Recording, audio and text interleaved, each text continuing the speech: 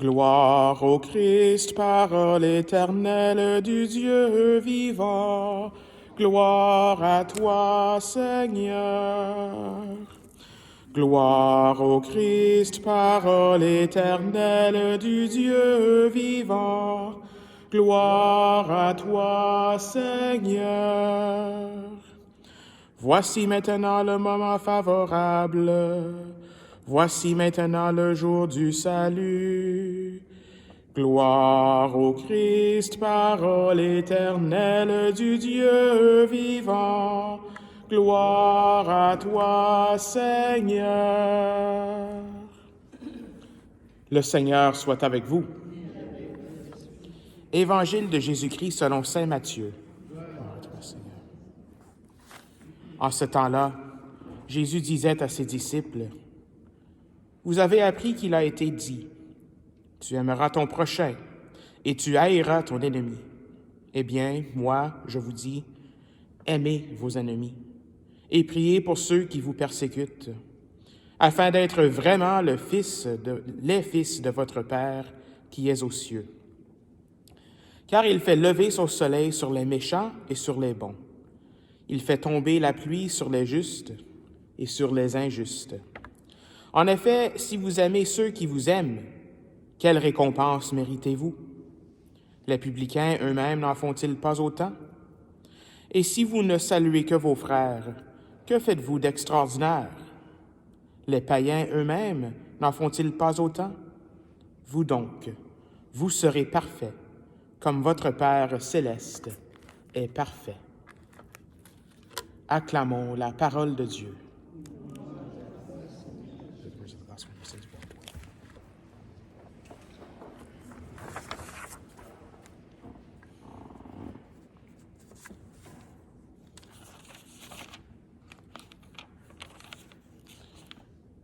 La prière d'ouverture d'aujourd'hui, c'est ça qui m'a sauté un petit peu. Ça nous donne une expression très intéressante. Ça nous invite à être à la recherche constante de l'unique nécessaire. Tourne vers toi notre cœur, Père éternel, afin que dans la recherche constante de l'unique nécessaire. C'est quoi cet unique nécessaire? On peut se poser la question. L'unique nécessaire, c'est comme la seule chose qui est importante. On pourrait dire que c'est comme notre but. Le seul nécessaire, l'unique nécessaire. Ou bien on pourrait dire c'est comme le catalyseur qui fait tout s'enligner, qui met tout en place. On est invité aujourd'hui à être à la recherche de l'unique nécessaire. Chaque jour du carême, les prières, les oraisons changent. Alors, c'est vraiment des belles prières à méditer dessus. Un auteur français, il s'appelle Léon Bloy, aurait dit ceci. « Il n'y a qu'une tristesse, il n'y a qu'un seul malheur. La plus grande tragédie est de ne pas être un saint. La plus grande tragédie est de ne pas être un saint. » Donc, c'est pas ça le but, n'est-ce pas? L'unique nécessaire, c'est d'essayer d'être un saint. De toute la loi, de tous nos efforts dans la vie chrétienne, toutes nos lectures, nos prières, nos participations au sacrement, tout cela contribue pour que nous devenions saints. Le but de notre vie, c'est de faire un saint. En d'autres mots, pourquoi est-ce que Dieu m'a créé? Dieu m'a créé pour le connaître, pour l'aimer et le servir à cette vie, pour être heureux avec lui dans l'éternité. Ça, c'est l'unique nécessaire, devenir des saints. C'est ce que nous avons entendu dans la première lecture aujourd'hui. C'est cette alliance avec le Seigneur. Aujourd'hui, le Seigneur a obtenu de toi cette déclaration. Tu seras son peuple, son domaine particulier. Le Seigneur nous veut pour lui. Nous appartenons au Seigneur. Nous sommes à lui, nous sommes son troupeau. Alors, c'est pour cela que la plus grande tragédie, c'est d'être séparé de lui éternellement, c'est de ne pas faire un saint. Et Jésus nous donne aujourd'hui dans l'Évangile peut-être le commandement, je dirais, le plus difficile à suivre pour devenir des saints. Le commandement d'aimer même nos ennemis. C'est pas facile, aimer nos ennemis. Arriver à aimer ceux qui nous ont fait du tort. Y en a-t-il d'entre nous que des gens nous ont blessés à un moment donné dans notre vie? Physiquement, psychologiquement, etc. Moi, je suis le premier à lever ma main. Est-ce qu'il y a des gens qui nous ont fait du tort? Peut-être que ça fait longtemps, on les a peut-être pardonnés, mais aimer, c'est pas seulement une affection ou un sentiment. Aimer, c'est désirer le bien de l'autre.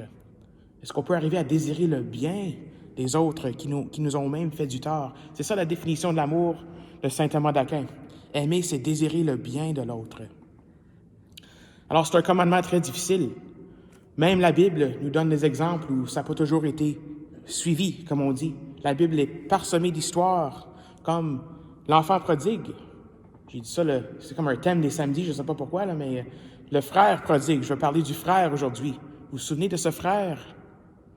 Lui, il ne voulait pas pardonner son autre frère, son petit frère. Il ne voulait pas que le père pardonne son petit frère. Il était fâché contre lui. Il n'était pas content de la miséricorde et de la générosité de son père. Ça le rongeait. Il dit, j'ai toujours été fidèle. Lui ne mérite pas la miséricorde, ne mérite pas être aimé, lui. Ça, c'est un exemple de ne pas aimer son prochain. Même s'il faisait toutes sortes de choses qui étaient justes, il était toujours auprès de son père en train de lui servir, etc. Mais il n'arrivait pas à aimer son frère. Combien de temps, comment souvent sommes-nous ce frère du prodigue? Peut-être on dit, cette personne-là ne mérite pas la miséricorde de Dieu.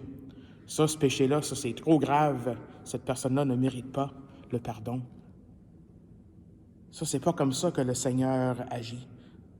Le Seigneur donne sa miséricorde à tout. Il aime même nos ennemis. Je vais le dire en anglais parce que c'est très bref, mais God loves the people you hate. Donc, Dieu aime ceux que tu haïs. Ça, c'est ce que ça veut dire. Donc, ça nous branle un peu, hein? Alors, c'est pour ça que c'est difficile à aimer même nos ennemis.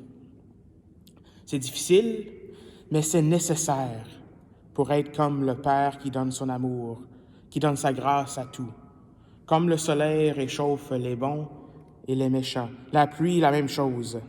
C'est un commandement nécessaire pour être parfait, comme le Père est parfait. C'est pas facile, mais c'est nécessaire. Alors, est-ce que c'est possible d'aimer nos ennemis juste comme ça, par nous-mêmes, par nos propres forces? Moi, je suggérerais que probablement non. C'est pas facile de faire ça.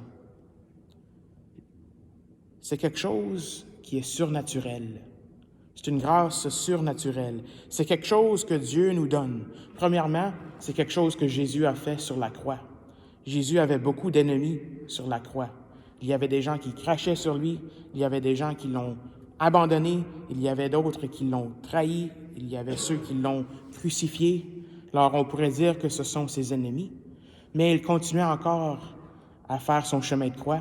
Il a été crucifié et même sur la croix, il dit « Père, pardonne-leur, car ils ne savent pas ce qu'ils font. » C'est ça l'amour du Christ, c'est ça l'amour parfait qui pardonne, qui arrive même à aimer ses ennemis.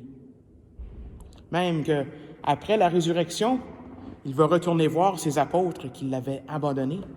Il va leur dire « Shalom », il va leur dire « La paix soit avec vous ». Il leur donne la paix, il leur donne l'amour. Alors demandons aujourd'hui cette grâce qui peut seulement venir du Seigneur, qui peut seulement venir de l'Esprit Saint. Demandons cette grâce pour aimer nos ennemis. Demandons l'Esprit Saint de nous aider à aimer comme le Père aime. C'est lui qui va nous perfectionner. Nous, il faut faire nos efforts, mais c'est lui qui va nous perfectionner au fur et à mesure. Seul lui peut nous aider à aimer comme il aime, à aimer même nos ennemis. C'est nécessaire pour entrer dans le royaume des cieux. Aimer nos ennemis. C'est nécessaire, mais c'est difficile. Mais c'est nécessaire pour être parfait comme le Père est parfait et pour atteindre la sainteté, pour atteindre l'unique nécessaire.